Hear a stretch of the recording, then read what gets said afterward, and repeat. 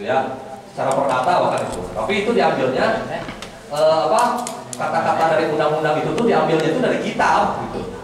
Ya, apalagi undang-undang perkawinan itu diambilnya dari kitab. Ada namanya itu kompilasi hukum Islam, dirinya kompilasi hukum Islam itu ngambilnya dari mana? Dari 13 kitab pesantren yang biasa dingajiin oleh sama pesantren-pesantren NU. Jadi kudu diragukeun lah lamun misalkan geus ngomongkeun kana aturan undang-undang tentang agama gitu nya. Karena diambilnya dari kitab-kitab pesantren 13 gitu di antaranya teh aya Anwarul Masalik, aya Fathul Muin, aya Anatul Talibin. Tuh, jadi kudu diragukeun deui lah. Nu nyieun ge para kiai. Mungkin eta pertanyaan. Jadi jawaban dari pertanyaan nomor 1, hukumnya itu adalah haram dan akibat dari apakah akan berakibat kepada turunannya? Pasti sangat berakibat. Berakibatnya apa? Tidak bisa dinasabkan kepada bapaknya, jadi hanya dinasabkan kepada ibunya, dan hubungan itu hubungan waris itu hubungan perdata bahasa namanya itu dinasabkan disandarkannya kepada ibunya. Jadi bapak biologis nama ente, jadi itu bisa menang wali, itu bisa menang waris, gitu ya. Kalau misalkan dalam konteks di sini anak dari perkawin hasil yang haram. Jadi jawabannya ada di Undang-Undang Nomor 1 Tahun 1974 Pasal 42 dan Pasal 43 ayat 1. Ya, sekarang pertanyaan yang kedua.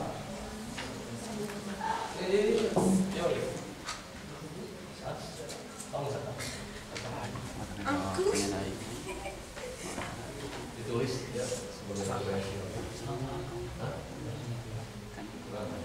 Jadi jawab pertanyaan.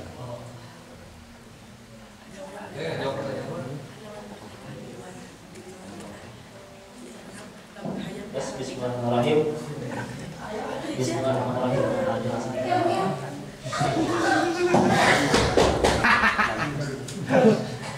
Ya, berhubung yang lain pada datang, di sini saya akan menjawab pertanyaan Remi. Ya,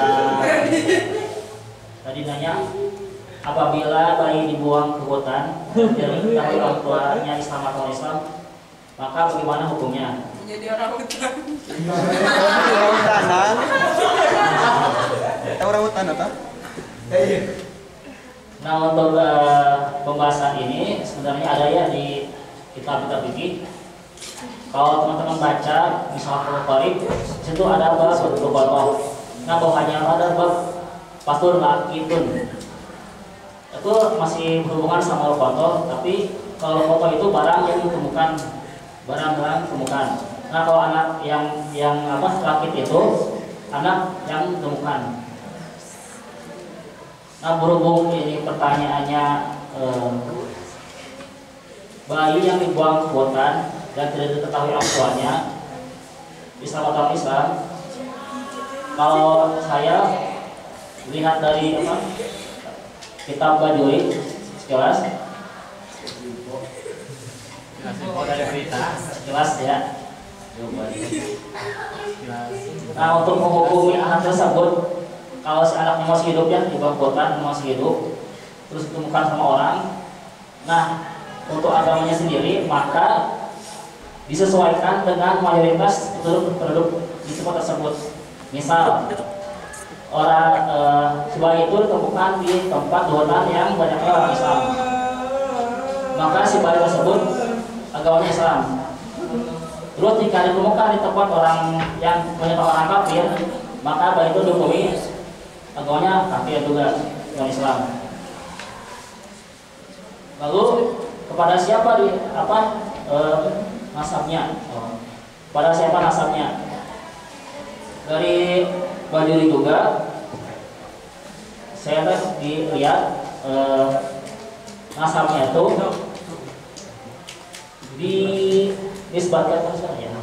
disesuaikan dengan siapa yang mengurusnya. Jadi untuk sekilas ada sebanyak dari bab lakit itu bab gitu.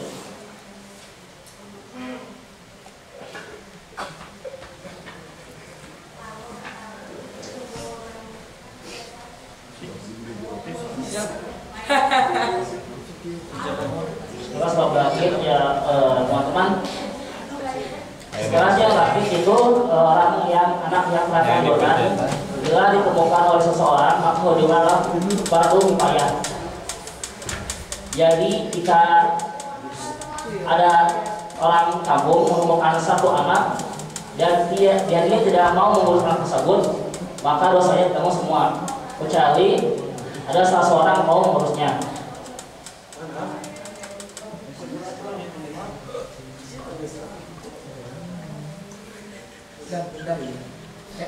Nah terus menurut beberapa pendapat juga wajib mengangkat saksi atas semua anak tersebut. Kalau di situ isyhad ya, saksi untuk anak ditemukan. Nah tujuannya itu salah satunya adalah merupakan isbat juga. Selain juga untuk pengulangan hartanya, apakah hartanya itu ditanggung oleh baik rumah atau dari yang urus orang tersebut. Ya sekian untuk pertanyaan tadi.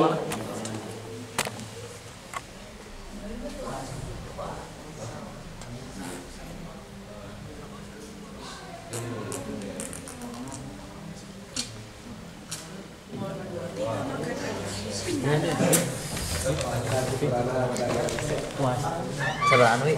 Seru awal. Wah, itu iya benar. Iya. Mulah, mahal. Itu dibuka. Kata seburu baik Bapak. PGNM loh Bapak. PGNM. Ya katanya kalau ada yang mau nanya silakan. Macet PGNM. Tapi masih berhubungan dengan tadi ya, masih berhubungan dengan anak hilang. Anak gilang. Buang kan? Oh, anak gilang. Burung sebelah sese. Ini anak hilang ini nih. Rabi bin Syarab.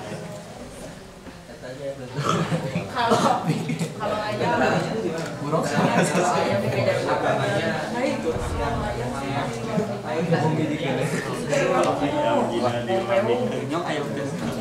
Untuk tadi yang saya bacakan kita berdiri di ayat halaman 61 di situ ada tatimatur.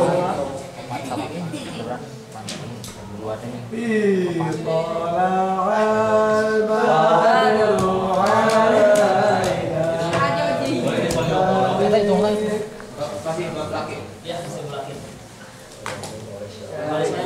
Halaman 61. Yang ini pas yang sambil dia jika burung sudah bisa mau ditutup Lagi wae kemana sih karena yang bagian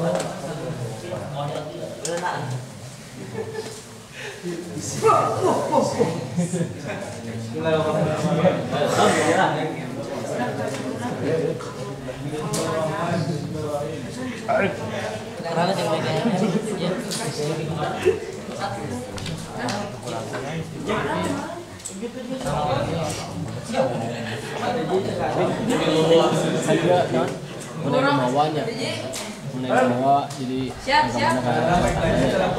kalau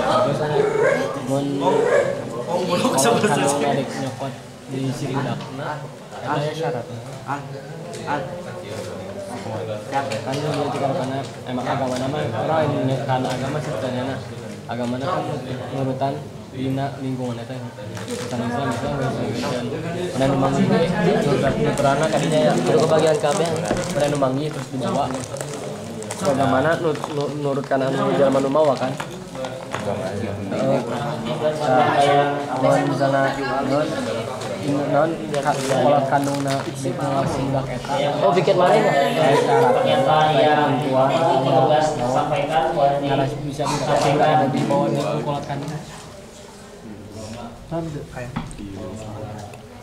ini misalnya aja ngurus budakna kan bisa kita bisa ulang deh nah lur panggil cikot kandungna cikot kandungna teh budakna rek mawa deui gini rek mawa budak eta aya syaratna we kitu mantap terus kapal yang datang itu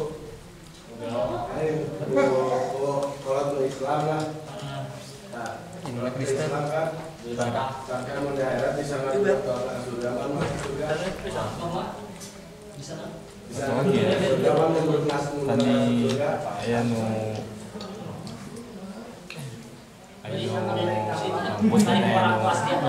ngadopsi terus suatu ketika segede panggil jenggot aslinya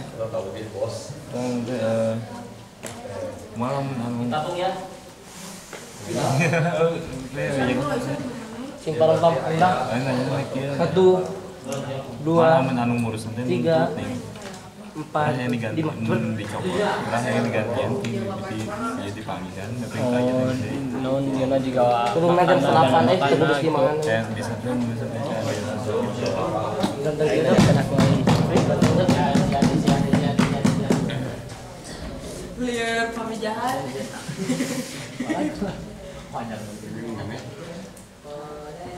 Sia.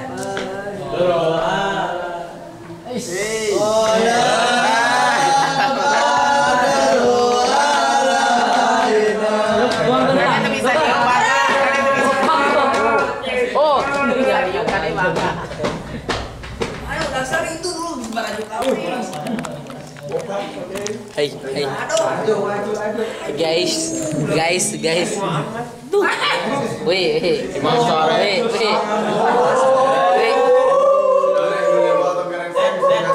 Aku simaan minggu depan. aku aja Aku jadi tetap mulai. Dok, aku jadi masalah pernah sih jam inilah kembar tuh pertanyaan dari Ibtida B Putri. Pertanyaannya boleh atau enggak kalau dari rekam gambar foto dapat dijalankan kalem boleh karena kayak saya tuh bisa wari di foto kepalanya jatuh rambutnya terkesan asal rambutnya jangan ada yang jatuh.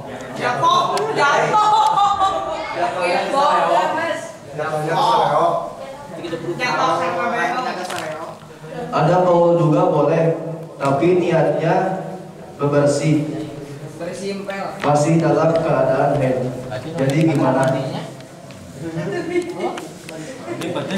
Sebelum menjawab, saya mau nanya, ini dapat kaulnya dari mana? Dari orang Kang Gondrong ya guys. Kang Gondrong anjay.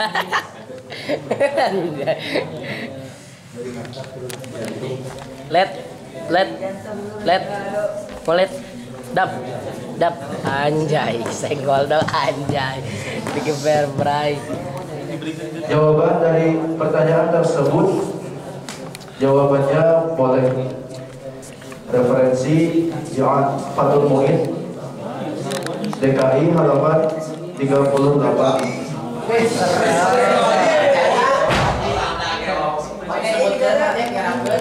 Cari osgon DKI nama Faraun Yusannu Lijunudi Wahadidi Wa Mufassara Ba'da inqita'i damihima Ghazlu fardin.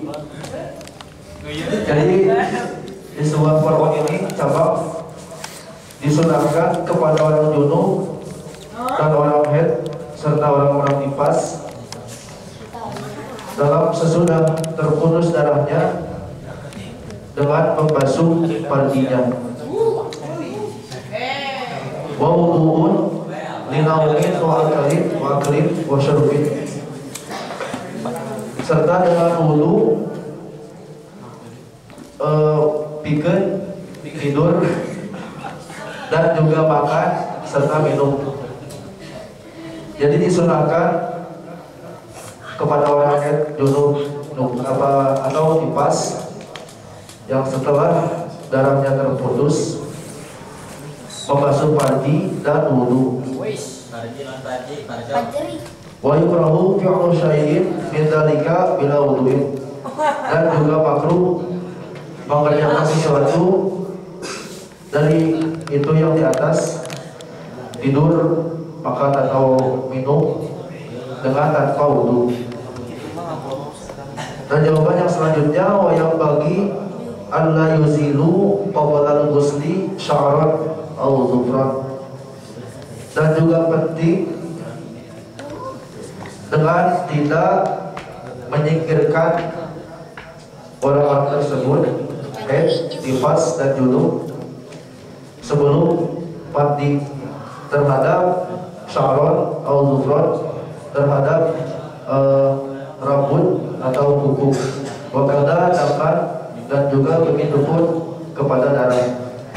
Lianna dzalika yuraddu fil akhirati junuban. Karena sanyana itu yuraddu tadi itu tahun itu fil akhirati junuban, di akhirat terhadap junub. Jadi jawabannya kalau lagi haid terus keramas, ada kaul nggak boleh karena takutnya rambutnya jatuh. Ada kaul boleh asal rambutnya jangan ada yang jatuh. Dan ada kaul juga boleh tapi niatnya bersih, dalam kurung masih dalam keadaan. Jadi gimana? Jawabannya boleh. Namun disunahkan bagi orang yang hadas besar untuk tidak memotong kuku, rambut atau yang lainnya. Karena ada sebuah riwayat yang menyatakan di akhirat nanti rambut dan kuku tersebut akan menuntut untuk disucikan. Jawabannya referensi Fathul Mu'in halaman 38.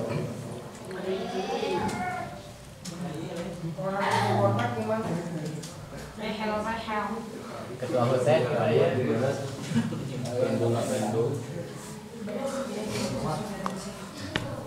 Ya Mas, saya bertanya. Kalau yang riwayat tadi kan disebutkan riwayat, apakah itu sekuat apa? Ya Mas Ali bertanya tadi kan kali Mang Jakim menjawab dengan kawal ya. Mas Ali bertanya seberapa kuat kawal tersebut?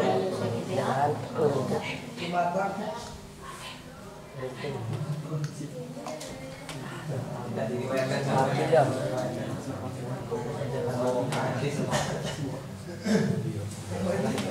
Apakah kawal tersebut dari hadis atau ulama? Yang meriwayatkannya anak yang hilang tadi. Siapakah itu? Oh, kata negaan ada.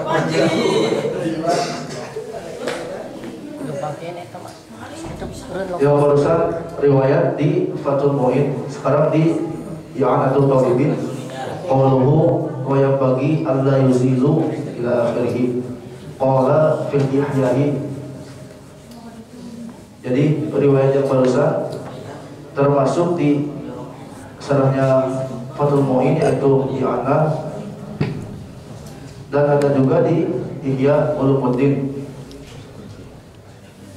La yang bagi qala fil ihya'i. Qala ngaroko heula. Nah ini enggak tahu siapa Pak ini. Apa Musatib atau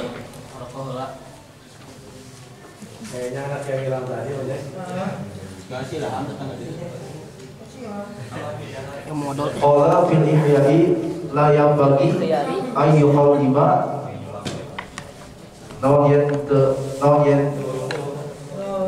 motong sajuma au yahliqa au yastahidda au yakhruja atau au yukhrija daman au yubayyina min nafsihi juz'an wa huwa junubun id yuraddu ilaihi sa'iru ajza'ihi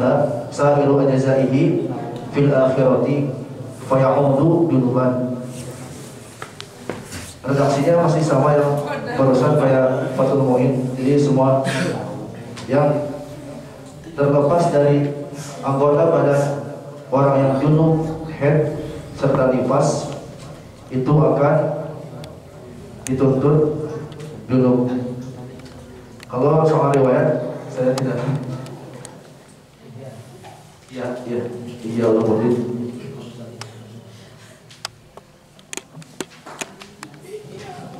Musyawarah kelas tidak beres, tidak beres.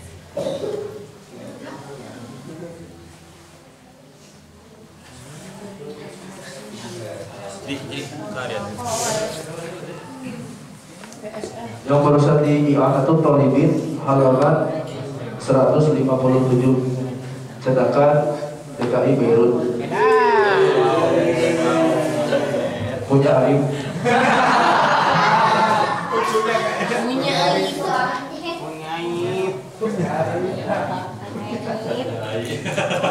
Al-Syekh, Al-Ulama, Al-Alim, Al-Arif.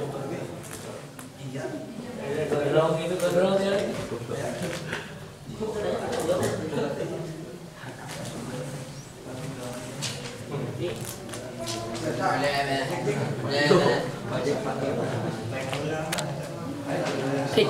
الفلانة الشيخ العارف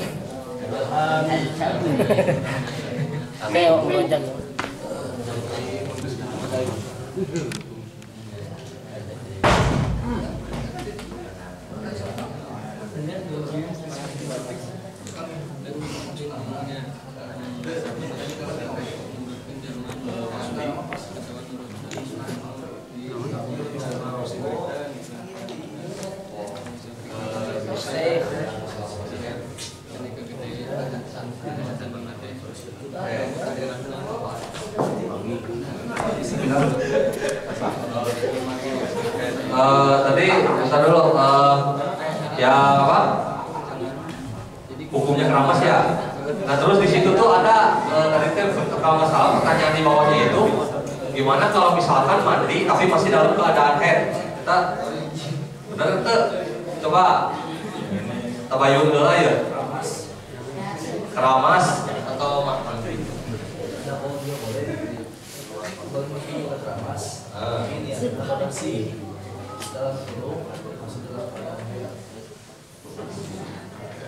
Oke ya, pengen tabayun dulu bersih di sini teh maksudnya tuh ingin maksudnya teh mandi menghilangkan hadas haid itu bukan? Mandi biasa. Oh jadi bukan apa? Mandi menyucikan dari hadas haid bukan? Mandi gerah. Mandi gerah, Sunah. Udah berarti udah kejawab. Mandi gerah. Mandi cepol. Kalau ingin mah gak akan mandi. Karena ini sedikit tambahan aja. Apa? Kalau masih dalam keadaan haid itu nggak boleh hukumnya baru wudu terus mandi. Mandi di sini tuh mandi bersuci. Menghilangkan hadas haid itu nggak boleh. Kenapa? Jadi di Safinah itu ada seperti syurut wudu kan, dua kata al-ghuslu. Jadi syarat-syarat mandi, jadi syarat wudu itu 10. Tahu lah kalian ya, ada kaum ada haid wanita. Baru susu kira. Direngseng sana.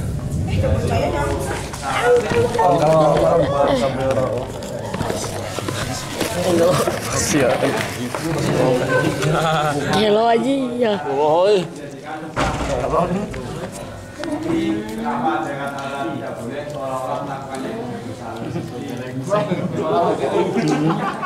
Ya kalau boleh ini kan apa?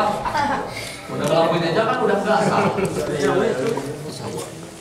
Apakah melakukan sesuatu yang nggak sah itu menjadi sesuatu yang tidak boleh? Bisa ngomong tidak boleh itu seolah Anda melakukan Kalau seru-seruan gitu mah. Karena kan ya maksudnya tuh logikanya gini. Kalau wudu nggak sah. Ya terus ngapain wudu juga gitu. Ya maksudnya tuh berwudu ya. Kan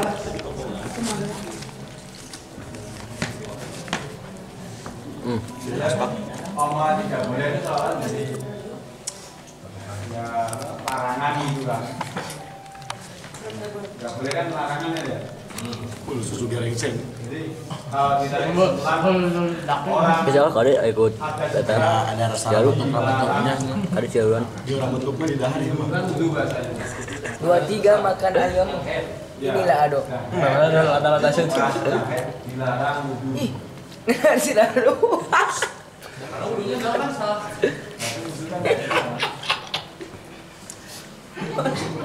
Beda banyak lagi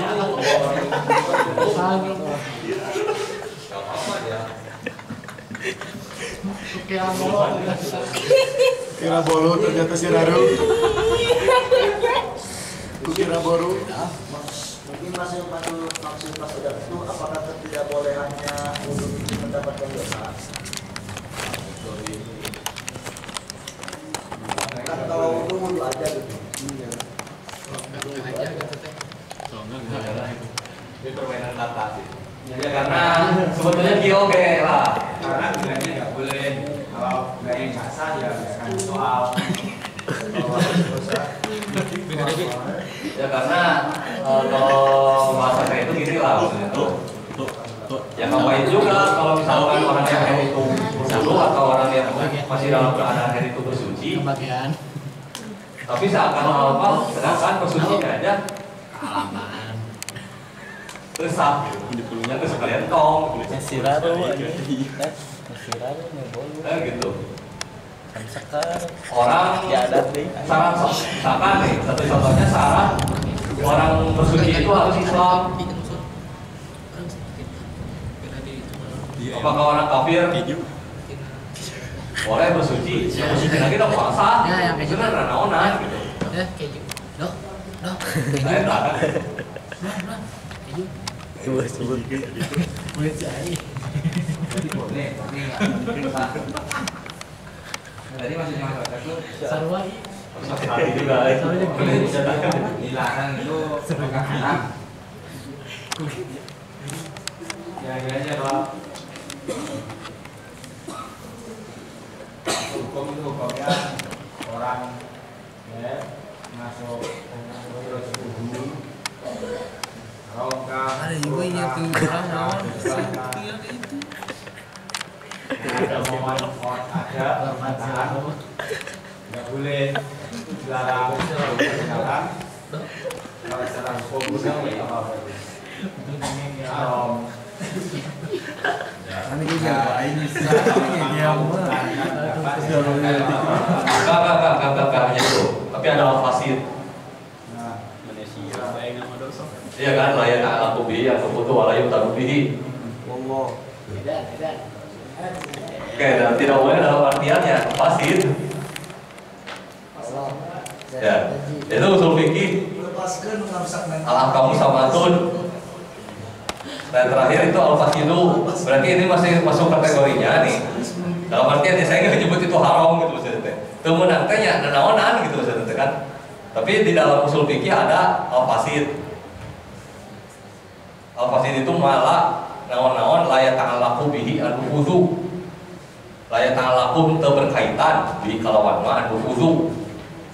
Al-wudu itu tujuan atau pelaksanaan. Walau yang tadu bidan tidak dianggap dan yang sia-sia kan gitu. Makanya nggak susah kalian gitu. Kalau boleh, ya tapi nggak apa? Ya dalam artian tadi dia misalkan dimenangkan pun, makna gitu maksudnya. Tidak menjadikan orang itu suci kan gitu. Nyata bahasa apa dalam konteks dia.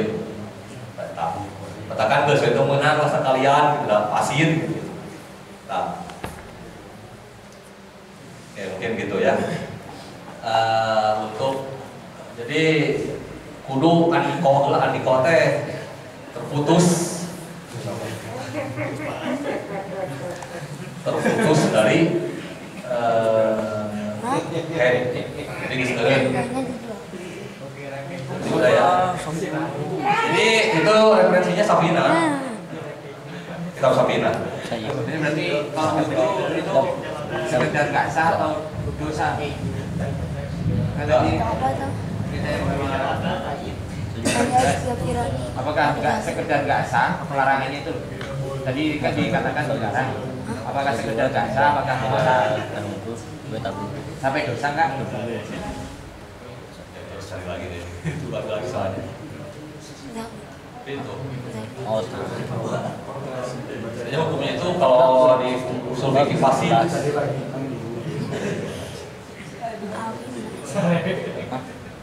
Berarti kan nggak dosa kalau fasid. Redaksinya gitu. Ya, jadi aneh karena awalnya memang melarang. Ya, terus penyaji ngomong bahwa itu fasid. Tapi ketika didebat jadi dosa enggak, harus cari lagi. Jadi sebenarnya fasid apa enggak? Gitu. Seolah-olah ngomong fasidnya itu nggak yakin. Gitu. Kalau ngomong fasid ya nggak berdosa ya berarti ya yakin. Ya, kan tadi mau dibilang haram enggak, dibikinnya ke fasid. Tapi ketika ditanya dosa enggak yakin. Karena pasti udah apa yang salah? Iya loh. Ya harus tahu, harus jelas juga apakah fasid itu melakukannya itu berdosa, ya haram gitu kan kategorinya. Jadi sunatnya hiji gitu. Si hukum nanti. Apakah dulu atau bisa fasid ya fasid, dosanya dosa. Haramnya haram. Al fasid atau al fasidnya al fasid gitu. Atau emang hiji gitu. Nah, kan itu belum nemu. Ya kalau dari tarifnya fasid dengan haram. Peririsan apa enggak? Kalau secara pengertian kan haram itu mayusabu ala tarkihi wa mayusabu ala tarkihi wa yu'ammu ala fi'lihi. Kalau fasid secara pengertian malah ya ta'ala bihi nufutu wa la yutabu bihi. Tidak dianggap, tidak berkaitan dengan tujuan dan tidak dianggap, pekerjaan itu tidak dianggap.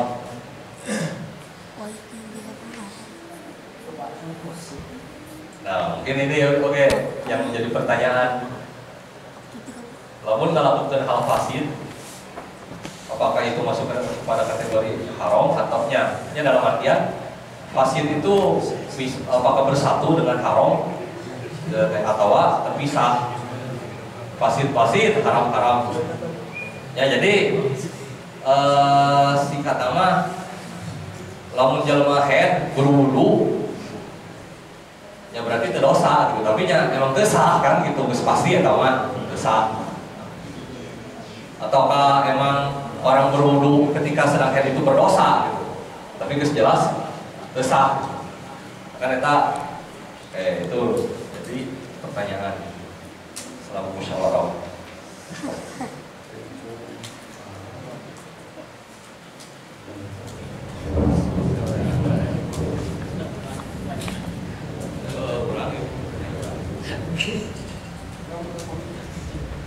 Ya, gimana teman-teman tadi debat adanya sama Rojak dan nyimak kan?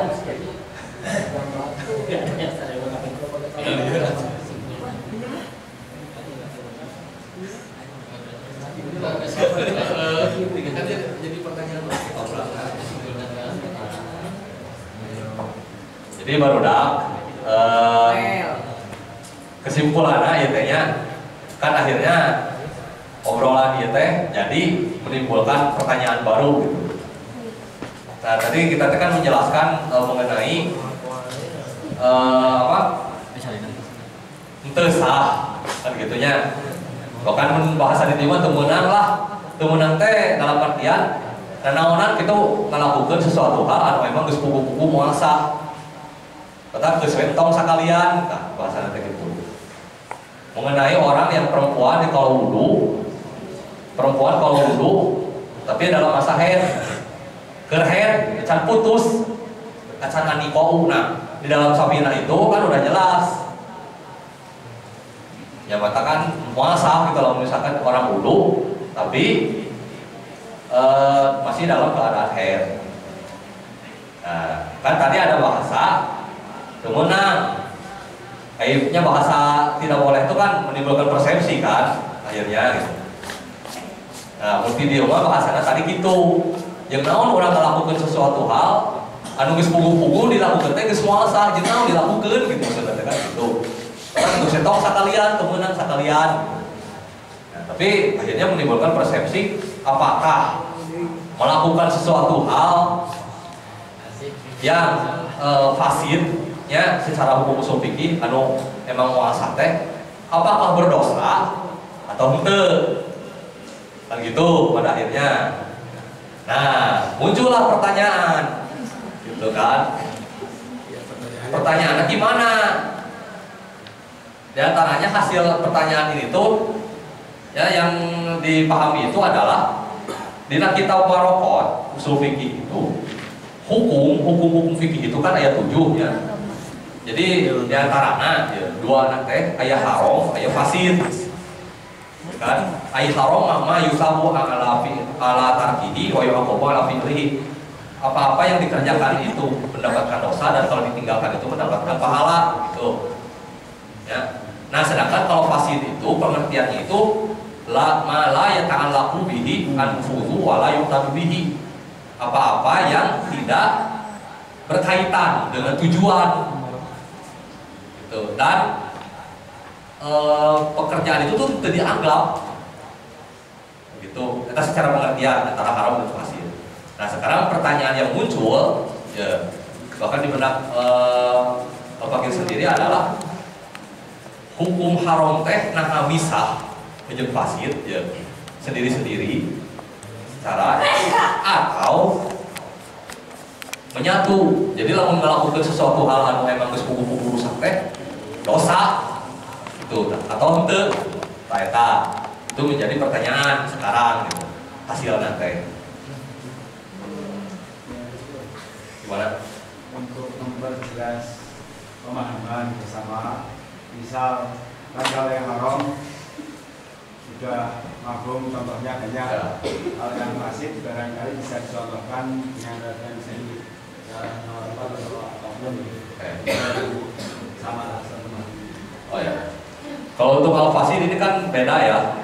Maksudnya itu beda tuh dalam artian anyar lah. Anyar gitu. Untuk kalangan bawah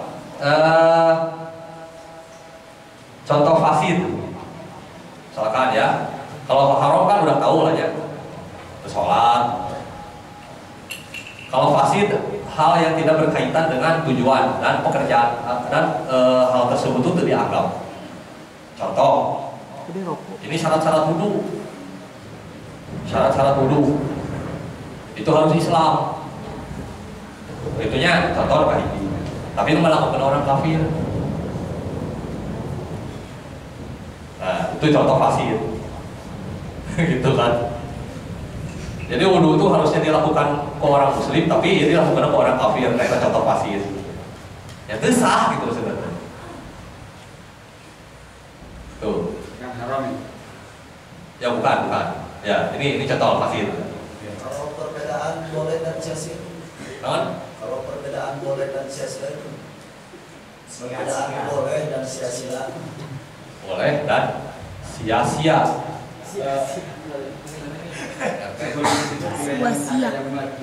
Sia-sia aing. Kan misalnya kalau ada yang selalu dalam wudhunya kan, ya kan kalau haid kan wudhunya itu pasti, terus kalau wudhu itu merasa aneh karena sebelumnya itu terus kalau batal Telat asli terus saya mau misalkan aneh benar betul. Kalau bangun. Tuh. Benar. Mengerucut ke fasid itu ada beririsan dengan haram kan itu kan yang awal. Ya sudah dikembalikan aja apa-apa perkara haram yang dibebankan pada orang yang sedang hadas besar. So enggak itu dulu. Kalau enggak ya kan bisa dari sumber ya fasid sendiri, haram sendiri, nggak ada irisan di situ. Jadi kalau saya jadi pertanyaan, gimana kasihnya? Kan tadi penyaji bingung, ini fasid orangnya kena hukum haram juga apa enggak? Terus dilihat saja ketika orang yang haid itu termasuk keharaman orang yang haid apa tidak wudhu itu kan nisabnya ada.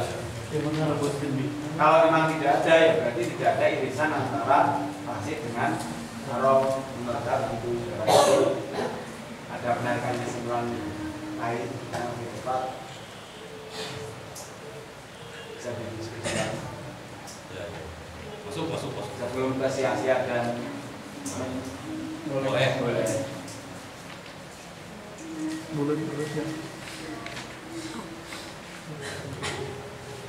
Agak berani aja. Ya, betul.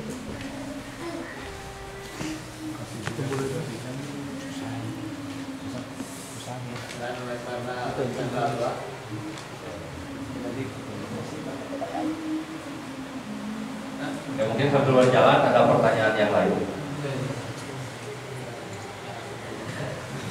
Bisa, kalah. Sebelum ke pertanyaan yang lain, ini cari jawab semua. Nomor 2 dan nomor 4. Nomor 2 itu kalah. Ini udah setengah 11 ya misalnya. Masuk surga itu harus bersih dari dosa, saya tahu. Atau kumaha cara membersihkan dosa. Terus hukum donor darah itu dulu lah, jawab lah sebelum ke yang lain.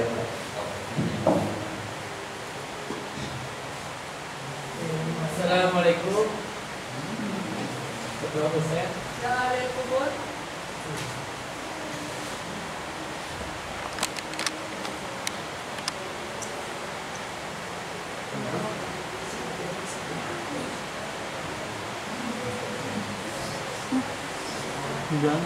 Ya, saya di sini akan menjawab pertanyaan dari kelompok 2 laki-laki.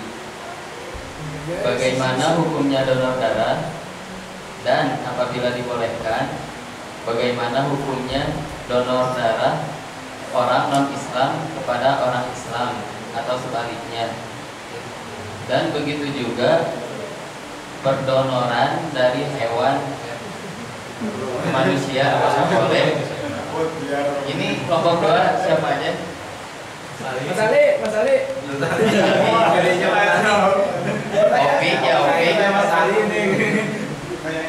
Opi, Mas Ali ya kelompok 2. Oke, yang pertama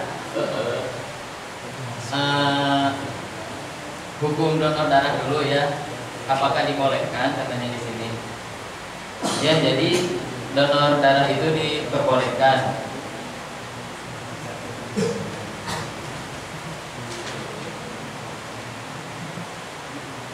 Ya mungkin kalian pernah dengar darah ini haram ya hukumnya apabila dimakan atau dimanfaatkan.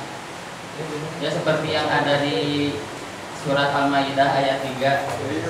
Kayak Gary gimana bunyinya? Saya jadi Al-Maidah ayat 3 bunyinya gimana biasa? Bunyinya kering.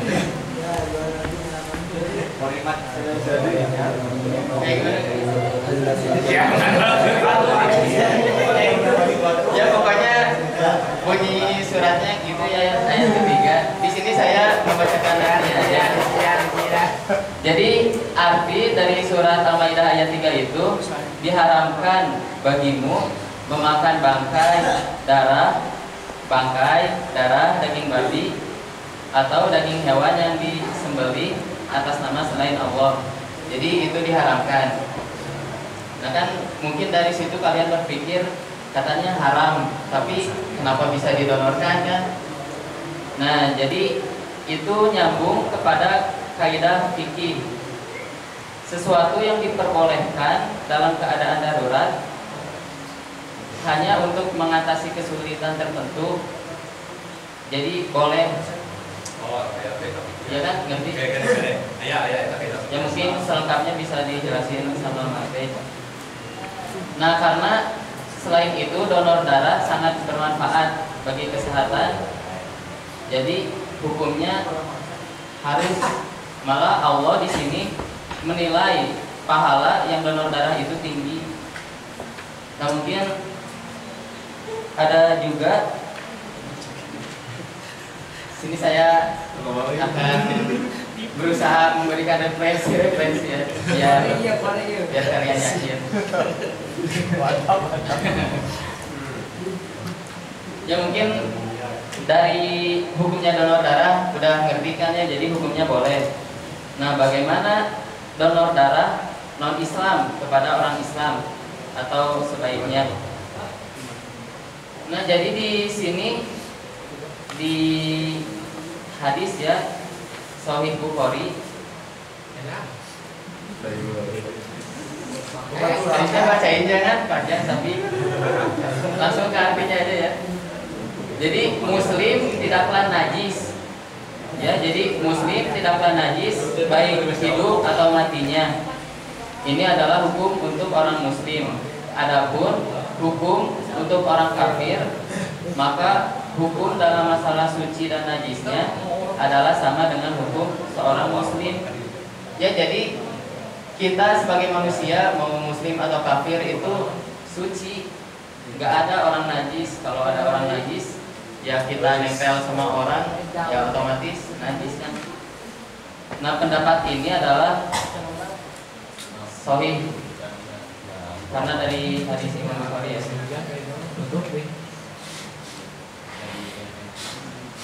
Nah, adapun firman Allah yang mengatakan bahwa orang musyrik itu najis. Jadi yang dimaksud najis di sini adalah bukan najis kayak kencing kotoran gitu, tapi dia kotor, kotor dosa-dosa gitu. Bukan maksudnya najis karena kayak kotoran atau kencing kayak gitu.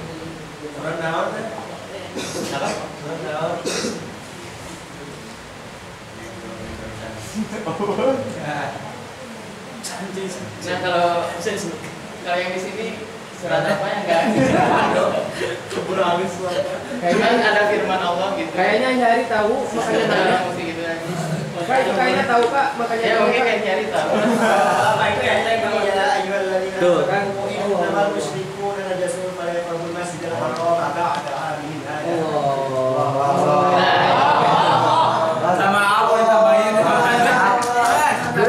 Sudah kalau lagi. Ya sampai situ ada yang janggal nggak yang mau dipertanyakan, yaitu baru hukum donor darah dan hukum donor darah non Islam kepada Islam. Jadi hukumnya boleh. Yang musyrik najis tadi maksudnya cuma ma'nawi ya? Iya. Jadi kalau sholat bukan orang musyrik enggak. Iya, enggak najis. Ya pokoknya intinya manusia itu kan najis lah gitu.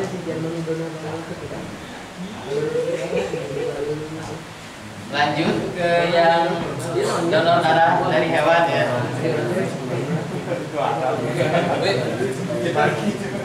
Pertanyaan siapa? Ada mau nanya tadi. Aku kan harus menjawab. Manusia itu kan najis, tapi kalau yang kena najis gimana? Yang kena najis kan benda najisnya yang najis, bukan orangnya.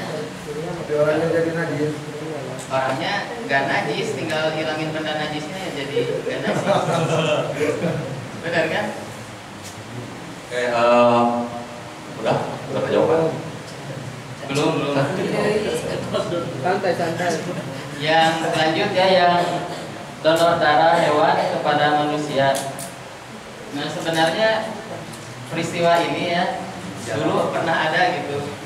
Jadi pernah ada orang yang didonor darahnya pakai darah domba. Nah, tapi ya itu pertama kali adanya donor darah. Jadi si domba didonorkan darahnya ke orang yang sakit. tapi hasilnya bagus, jadi si orang itu sehat. Ya, cuman waktu tahu benar tapi jadi masalah ilmu bahkan ada yang ya ilmu kalau referensi cerita itu mah bukan ada di kita jantung babi itu referensi ada di makanya rajin baca buku ya kira ada di aplikasi AI. Nah itu kan sejarah kan ini. Jadi pokoknya ada yang kambing didonorkan darahnya kepada orang itu sehat. Nah semakin sini dicoba kan, nah malah jadi mudorot. Kalau secara Islam gitu mudorot, jadi banyak yang mati gitu. Nah dari situ donor darah dari hewan mungkin diperbolehkan. Nah sekarang di ini kan tanpa referensi kitab ya kalau soal donor darah hewan kepada manusia, soalnya referensinya menurut ilmiah aja, ilmu kedokteran.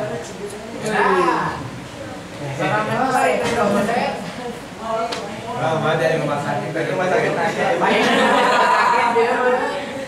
Sekalian nanyanya, sekalian bawa. Nah jadi masalah donor darah ya. Nah jadi donor darah, jadi setiap orang itu punya darah yang tipenya beda-beda, ngerti kan? Nah jadi donor darah itu harus sama jenisnya. Kalau golongan darah O ke yang darahnya O lagi, A ke A, B ke B. Nah yang C ke C tapi nggak ada. Nah pokoknya harus gitu. Kenapa donor darah harus tipenya sama?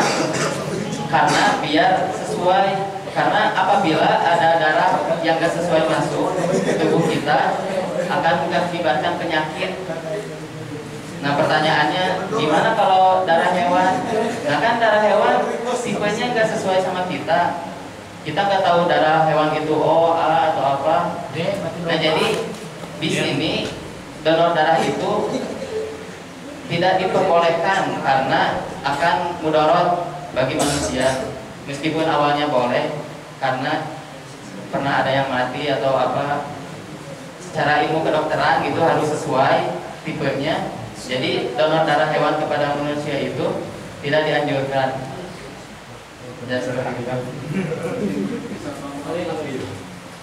Ya kalau masih ada yang bingung boleh disampaikan, dipertanyakan. Kan kalau darah itu bisa sebagai penerima jenis api, bisa menerima semua, betul kan? Iya. Udah. Iya. Nah, kalau seandainya bisa merubah golongan darah, diperbolehkan nggak merubah golongan darah? Ganti jantung. Ganti jantung. Seandainya bisa merubah golongan darah, boleh nggak? Jadi pertanyaannya merubah golongan darah. Jadi bisa jadi api,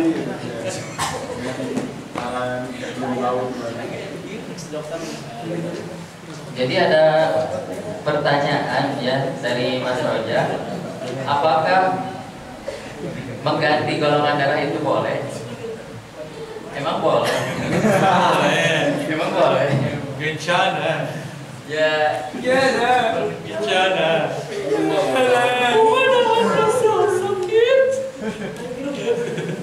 Iya, emang banyak. Ya jujur saya baru kepikiran gitu ya, baru dengar juga kita bisa mengganti golongan darah. Caranya juga saya nggak tahu Mas. Ya begini, jadi yang dibahaskan jangan caranya bagaimana. Seandainya itu bisa dilakukan boleh apa enggak? Karena orang dulu donor darah nggak pikiran, buat jantung nggak pikiran, donor mata nggak pikiran, tapi bisa terlaksana sekarang.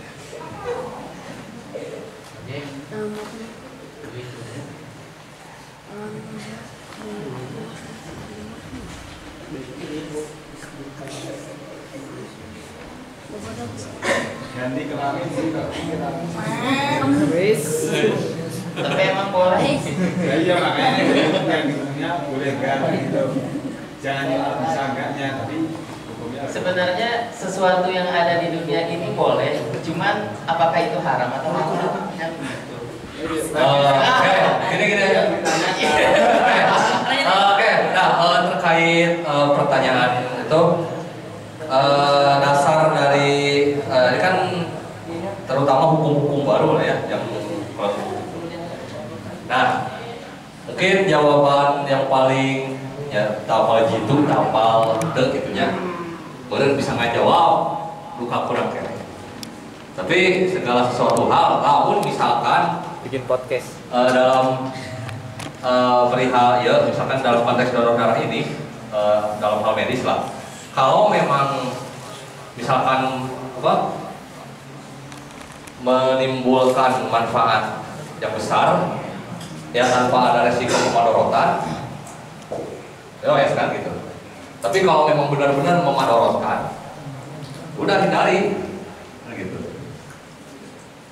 ya itu aja sih intinya kalau misalkan memang contoh ya tadi donor darah itu kan asalnya belum pernah ada gitu. Tapi sekarang ada darah kan tahu najis gitu kan barang najis dihaluskan ke awak jelema kan kasarnya gitu tapi kita harus kita lihat bahwasanya donor darah ini memiliki sisi positif yang sangat banyak gitu, dibandingkan kemadorotan makanya pada akhirnya para ulama pun sepakat bahwasanya donor darah itu boleh gitu.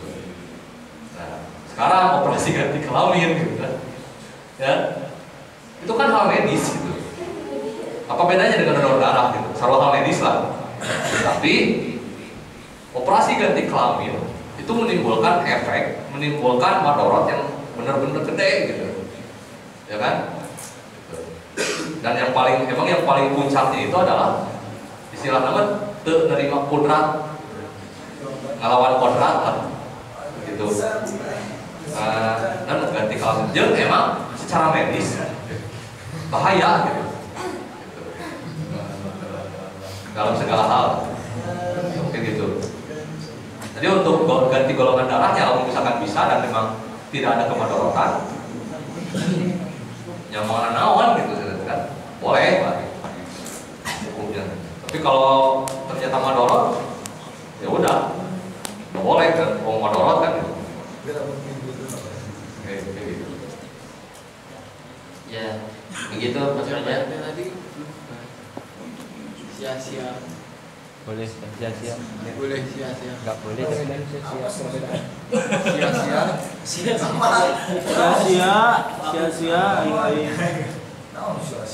sia-sia you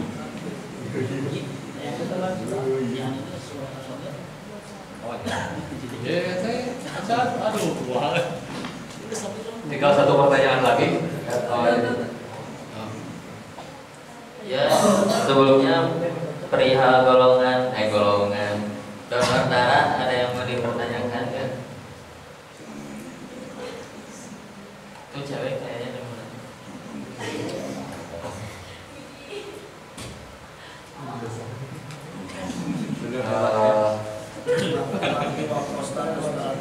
Oke, mungkin ini untuk misalkan buat menjaga waktu kan sampai jam 11 ya. Jadi ada satu pertanyaan lagi nih. Katanya masuk surga itu harus bersih dari dosa. dari Wipol. Ya. Nah, dan memang yang menjadikan kurang bisa ngejawab deh kawan.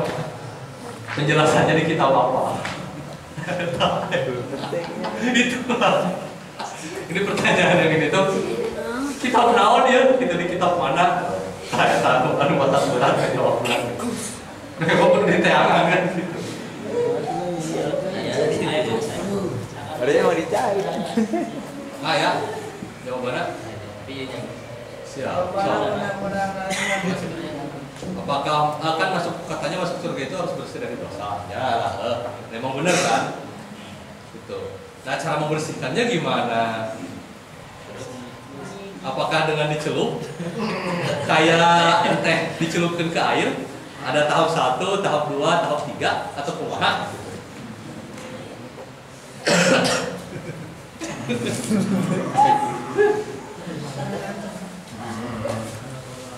Bukan, sebenarnya jawaban itu dari pertanyaan harus sesuai ya sama pemikiran penanyanya. Jadi yang nanya itu mikirnya kayak gimana dulu? Kayak dicelup apa? Dicelup kayak teh atau bertahap itu maksudnya gimana? Oh, dicelup kayak itu kayak masuk neraka dulu gitu atau yang masuk surga tanpa hisab gitu karena dosanya diampuni. Penasaran dicelup-celupnya itu infeksi tambah. Nah itu saya juga bingung. Ya kan seperti apakah seperti dicelup? Pertanyaan infeksi tambahan atau pertanyaan asli gitu? Enggak, yang saya bingung itu dicelup kayak teh.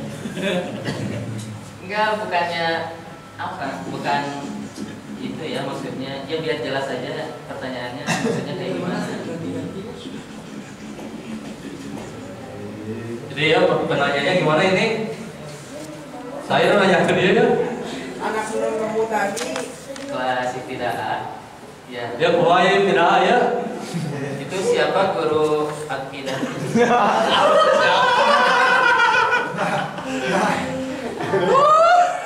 Mas Rojak. Guru akidahnya siapa?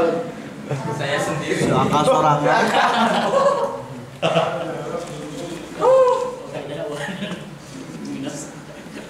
Bikin podcast. biar fresh makan besok.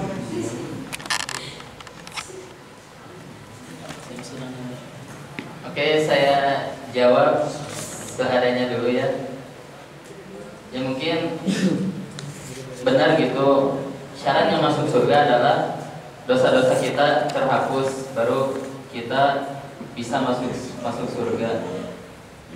Meskipun orang-orang yang maksiat banyak dosa, ada iman di dirinya, maka ketika dia sudah disiksa, dimasukkan ke neraka, akhirnya dia akan masuk surga pada akhirnya karena ada iman di dirinya.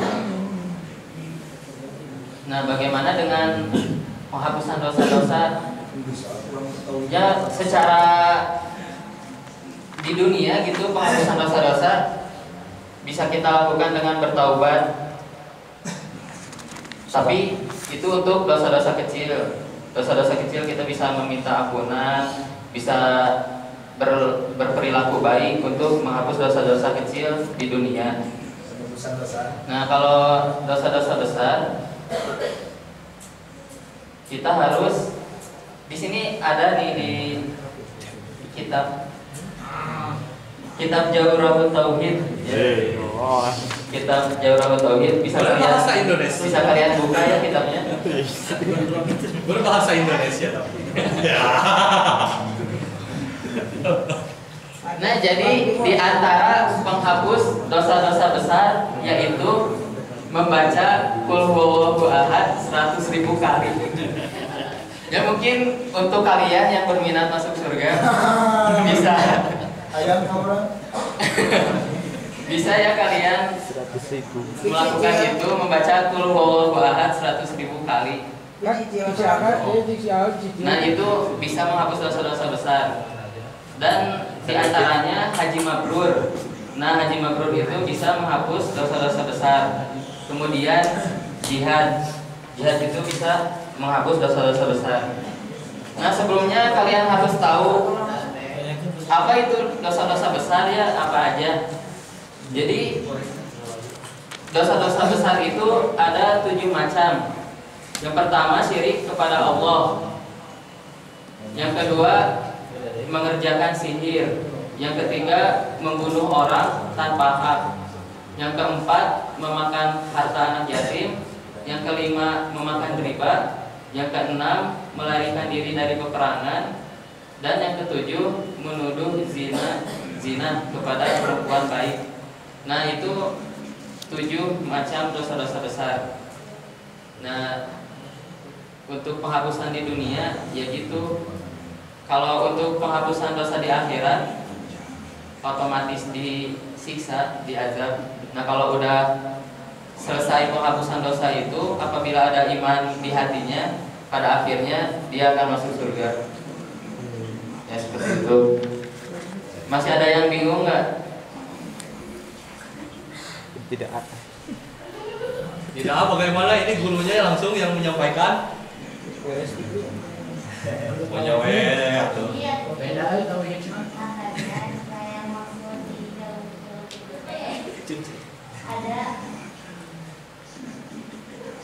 Nah itu udah ngobrol lo tidak baik. Coba tidak langsung coba. Wah, sok. Jadi maksud dicelup-celup itu teh mahal.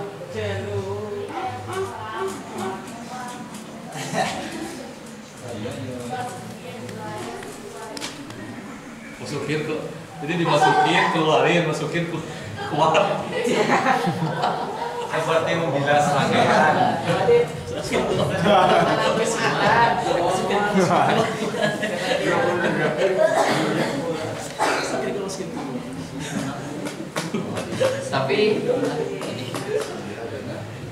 Tapi yang saya selainnya yang saya terima maksudnya di silup itu kayak kita dimasukkan ke neraka dulu, waktu udah hilang dosanya baru dimasukkan ke surga. Apakah seperti itu? Sedangkan bisa.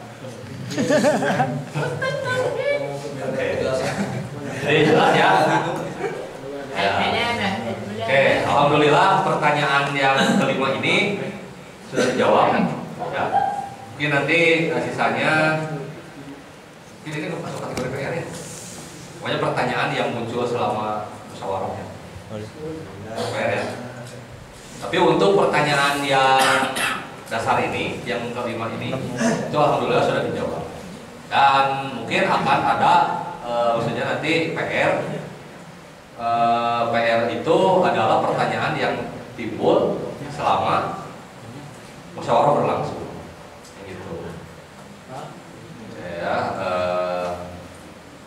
nah diantaranya ini tadi ada 2 nih yang mudah ya mengenai pertanyaan yang timbul selama musyawarah.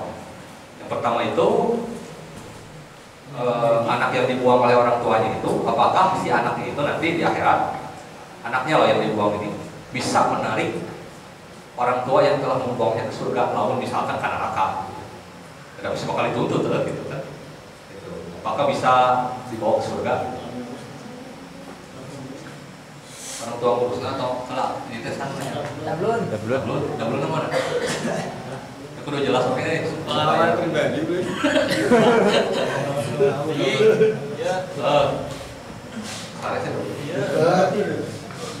Oh, orang tua angkat atau orang tua kandungnya?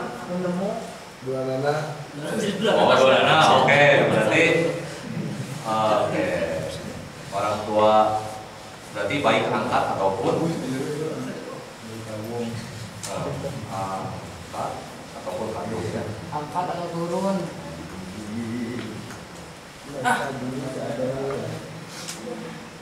Dan yang kedua tadi mengenai hukum haram dengan fasid apakah menyatu atau terpisah. Tuh. Oke, waktunya ada 6 menit lagi. Kalau ada pertanyaan, boleh. Berkaitan sama yang tadi Arifana menjawab ya, kan dasarnya ngikutin orang yang nemu ya atau daerahnya. Saya bertanya, ketika anak itu bertemu dengan orang tua kandungnya dan orang tua kandung itu meminta anaknya ikut kepada orang tua kandungnya, lalu yang menemukan anak itu meminta syarat untuk menggantikan biaya hidupnya dari kecil sampai gede itu, apakah ada syaratnya, boleh atau tidak?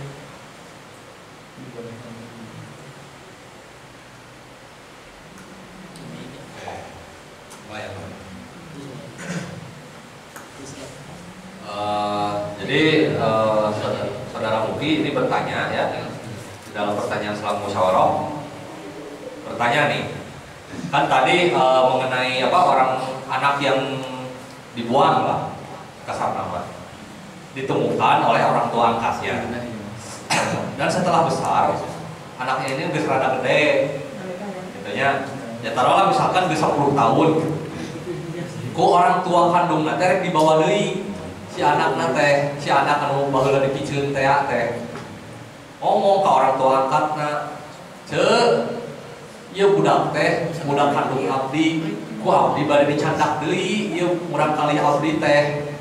Tapi si orang tua angkatnya itu bilang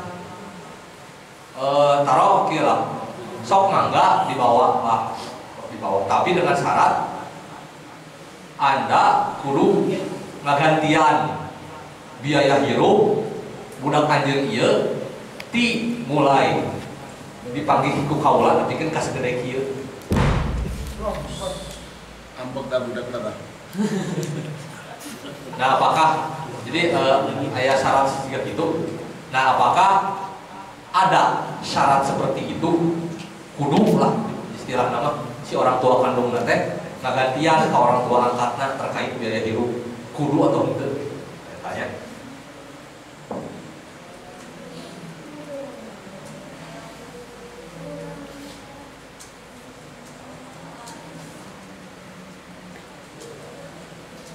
Ya, ini ada pertanyaan lagi perihal masuk surga, sangat menarik.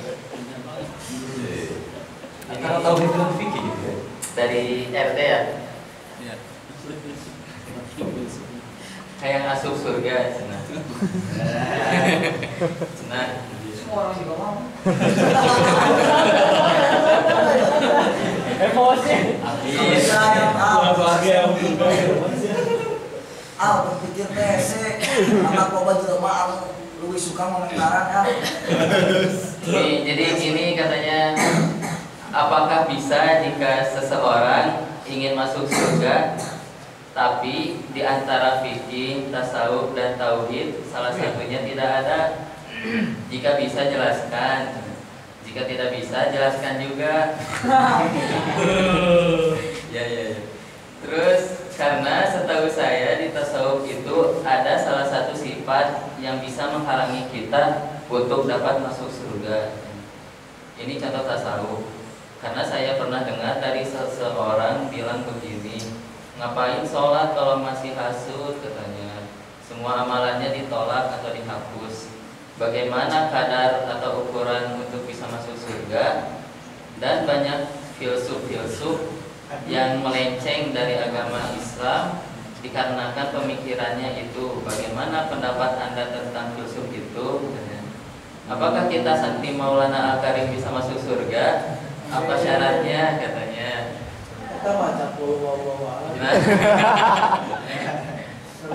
ya mungkin sebagian tadi udah rada dijelasin ya.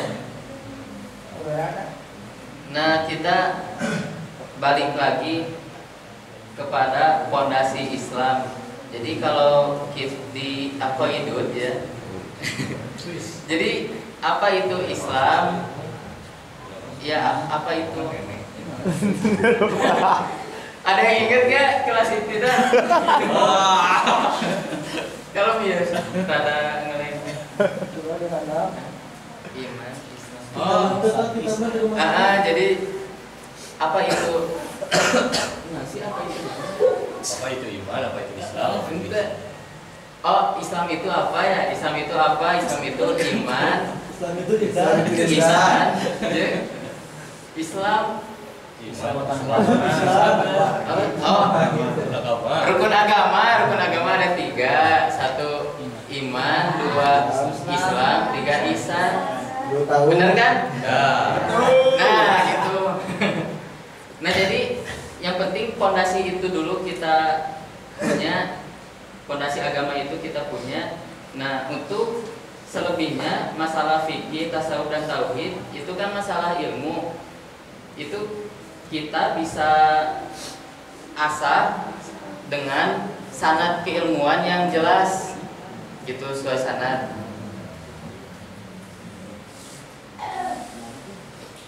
Nah, jadi kalau jika nggak ada fikih di agama seseorang gimana? Ya nggak sah kan. Fikih termasuk ibadah sholat yang gitu kan kewajiban. Pokoknya fikih, tasawuf dan tauhid itu harus saling melengkapi di dalam diri seorang muslim. Meskipun enggak kekuasai semua, yang penting dalam kita bermuamalah, dalam kita berkehidupan sehari-hari, fikih, tasawuf dan tauhid itu menyempurnakan kehidupan kita untuk ibadah. Seperti itu. Ya? Enggak, lanjut dulu. Rasakan. Jadi sampai situ ada sanggahan dulu nggak? Takutnya ngomong panjang lebar salah lagi. Pernah lihat ada nggak tahu kode jadi atau jadi ngomongin tauhid, tapi dia menyebutkan tasawuf. Ngomongin tauhid ya, jangan ngapain pakai imamah, ngapain pakai jubah, pakai baju putih. Kalau akhlaknya nggak bagus, kalau hatinya hasut kayak gitu. Seolah-olah kan kita kalau orang awam ya, kalau memandangnya tuh wah keren, tapi dia tuh nggak sholat. Pertanyaannya? Ya mungkin positif thinknya kita, ya mungkin kalian juga udah sering dengar ya, kita nggak boleh menilai orang dari luar. Itu kan secara tasawuf ya. Enggak, kita melihat orang itu nggak sholat. Tapi dia sosokan ngomongin tauhid dan menyebutkan tasawuf dengan, jadi seolah-olah dia tuh apa sih, membenci orang-orang yang berpakaian rapi. Dan jadi saya memandangnya itu orang gila itu yang masuk, yang benci itu orang gila itu.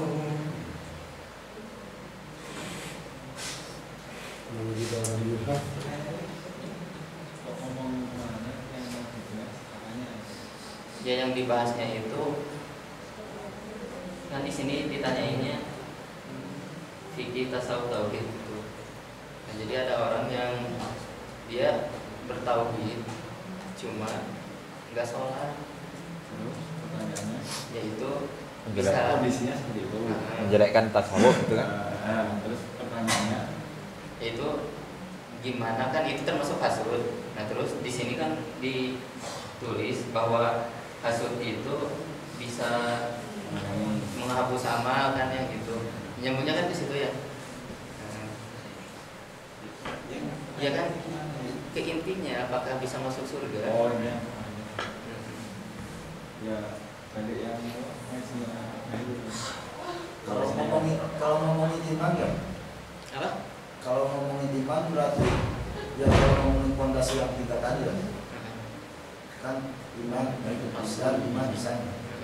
Kalau misalnya orang itu diimankan, iman terus nggak sholat itu nggak memenuhi syariat secara fikih. Nah itu kan udah jelas dosa ya. Kita meninggalkan kewajiban itu dosa. Nah masalah bisa masuk surga atau enggak, selagi ada iman di hatinya, dia mau maksiat selama di dunia, ya resikonya disiksa, dihukum. Kalau dia di dunia nggak bertaubat, di akhirat dia disiksa, diazab sampai dosa-dosanya nggak ada, karena ada iman di hatinya. Pada akhirnya dia masuk surga. Terus ada yang bilang ada satu perbuatan yang memang bisa jadi masuk surga tanpa hisab itu. Nah itu di ini nih.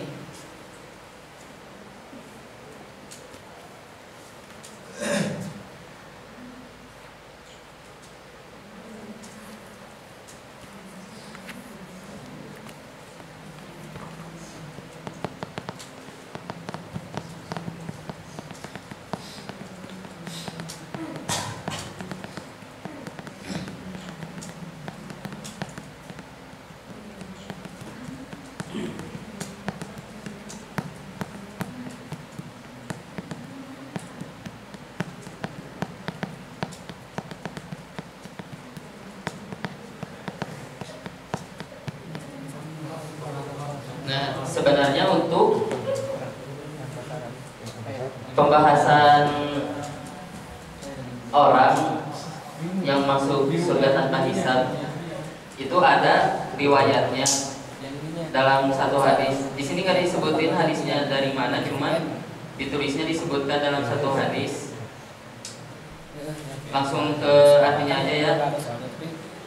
Jadi ada 70.000 orang di antara umatku yang akan masuk surga dengan tanpa hisab.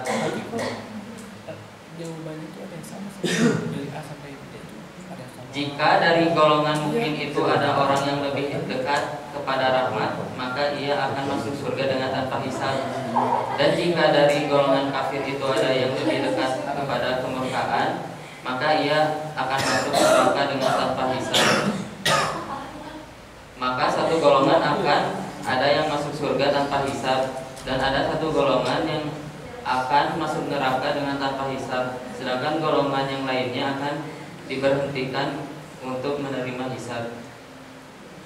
Nah, jadi kalau di sini dijelasin salah satu golongan yang akan mendapatkan masuk surga tanpa hisab itu adalah orang yang dekat dengan rahmatnya Allah. Nah, dijelasinnya ada 70.000 orang katanya yang akan masuk surga tanpa hisab. Sedikit banget. Maksud dekat dengan rahmat Allah.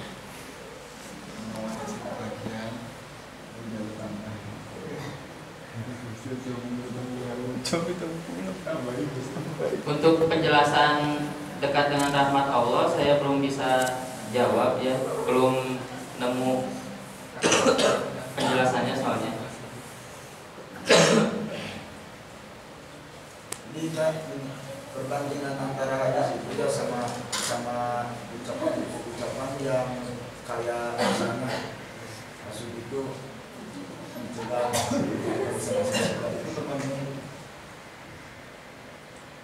sementara dia udah melakukan cuma satu, dia punya sifat kayak gitu. Itu mungkin masuknya ke kayak perlakuan terhadap dosa-dosa kayak gitu ya. Kan maksudnya kayak nggak seimbang, kita beribadah udah berapa tahun gara-gara hasud ini, amal sebelumnya kan ketutup kan ya. Kayak ini ada temanku kan nggak sholat ya tuh, pas ditanya nggak sholat kenapa, ngapain jangan sholat, dia masih punya rasa hasud. Berarti kalau rasa hasudnya sudah hilang, dia baru sholat. Harus menurut saya harusnya dia nanti kalau sholat itu mencegah hasud. Kalau bener contohnya ya, kalau nanti dibaca setelah ya sholat tatanya pas muncul. Nah, itu saya juga soalnya pernah dengar masalah tentang maksiat jalan tapi sholat jalan gitu kan. Jadi ada juga salah satu filsuf, ya saya lihat di konten gitu kan, nanya itu para koruptor kok bisa korupsi padahal dia suka sholat, katanya sholat mencegah dari perbuatan keji dan munkar, tapi kenapa dia masih bisa korupsi kan? Itu termasuk lah. Tenang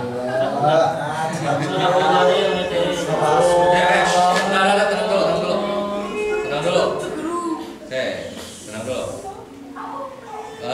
Jadi akan dengan RT ini belum beres ya? Jadi beres aja. Dilanjutkan di Somejo. Musyawarah. Nah, karena sekarang berhubung udah jam 11 lebih, jadi mungkin dicukupkan dulu sekian ya. Karena memang kan perjanjian dari awalnya gitu. Ya udah enggak.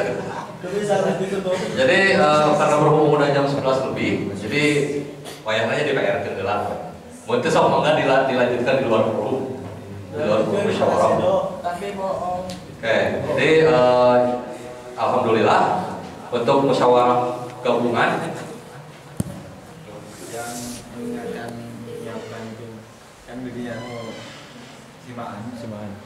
Oh iya. Ingatan anu nyiapkan saha isu kan. Oh iya. Besok pengumuman tidak gelap. Besok simaan yang menyiapkan pagi-pagi itu yang piket bakar besok. Aman ya besok aman. Ya.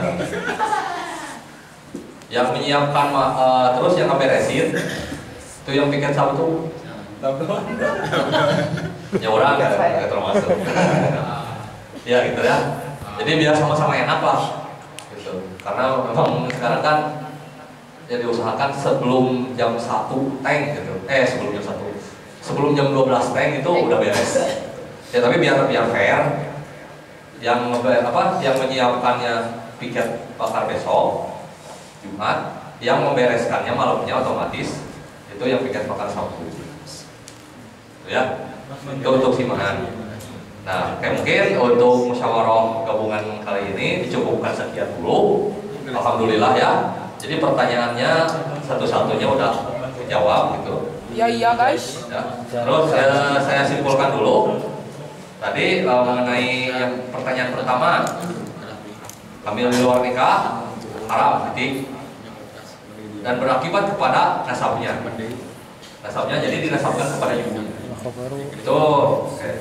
Kemudian yang kedua, masuk surga itu harus bersih dari dosa. Ya, harus bersih dari dosa.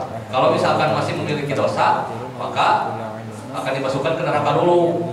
Nah, baru setelah dosanya hilang, baru akan masuk surga selama kan gitu ya orang tersebut masih memiliki iman di hatinya. Sebenarnya gitu. Yang ketiga, apakah boleh haid apakah boleh sedang haid keramas? Jawabannya boleh ya. Jadi referensinya telah disampaikan. Ini jawabannya boleh, namun disunahkan bagi yang hadas besar untuk tidak memotong kuku dan juga tidak memotong rambut karena kelak hal tersebut akan dituntut di akhirat. Kemudian donor darah, hukumnya bagaimana? Donor darah itu hukumnya boleh, baik dari orang muslim ataupun dari orang non muslim. Karena apa? Karena donor darah itu akan mendapatkan kemanfaatan dari secara medis. Sedangkan donor darah dari hewan, tadi kan ada pertanyaannya, donor darah dari hewan itu apakah boleh atau enggak? Nah, karena tadi kata yang menjawabnya saudara Raka itu dapat memadorotkan, maka donor darah dari hewan itu tidak boleh. Jadi, tidak boleh itu karena madorot gitu ya, tidak disarankan secara medis. Nah kemudian yang kelima, apakah bayi yang dibuang ke hutan itu gimana tuh menghukumnya, nasabnya tuh bagaimana? Jawabannya tergantung oleh siapa anak tersebut ditemukan dan di daerah mana. Kalau ditemukan oleh orang muslim dan ditemukan itu di daerah muslim, maka anak tersebut jadi muslim. Tapi kalau misalkan ditemukan di daerah oleh orang kafir dan ditemukan di wilayah orang kafir, maka anak tersebut jadi kafir. Ya, nah ini referensinya dari kitab Bajuri yang disampaikan oleh saudara Reka. Dan terdapat pertanyaan selama musyawarah tadi ya. Gitu. Yang pertama ini akan menjadi PR. Pertama, anak yang dibuang oleh orang tuanya, gitu ya, itu bisa menarik enggak nanti di akhirat ke surga, baik orang tua angkat ataupun orang tua kandung. Kemudian hukum haram fasid, apakah menyatu dengan haram itu apakah menyatu dengan fasid atau terpisah? Nah terus yang ketiga mengenai orang tua yang ditemukan, pertanyaan dari saudara Muki, ditemukan oleh orang tua angkat. Nah setelah gede kemudian si orang tua kandung ini meminta anaknya kembali, tapi si orang tua angkat menyarankan memberi syarat untuk mengganti seluruh biaya hidupnya. Nah apakah itu kewajiban? Ada kewajiban dari orang tua kandung untuk mengganti mengganti rugi atas biaya hidup anaknya. Kemudian yang keempat adalah mengenai tadi sebenarnya panjang ya berbelit-belit. Tapi saya simpulkan bahwasanya apakah orang itu bisa masuk surga kalau misalkan salah satunya itu nggak ada ya dari rukun agama. Tuhan, banyak pacar.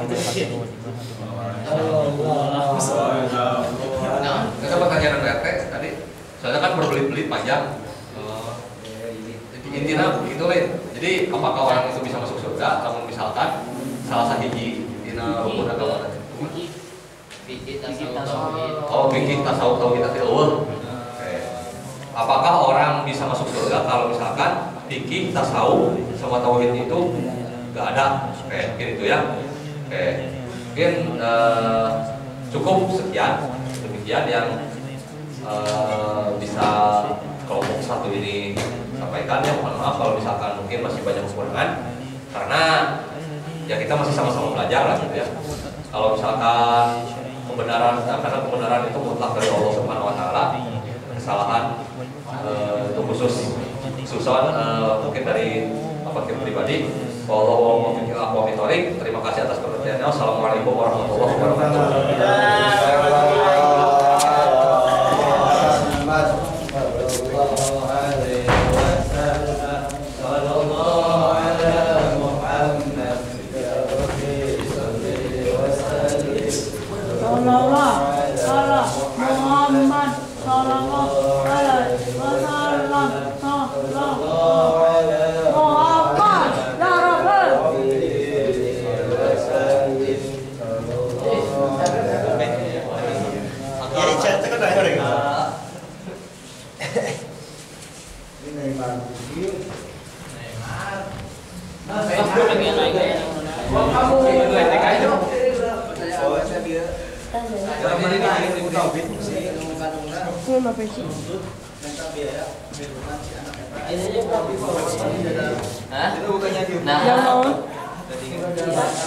Yang naon cekwen.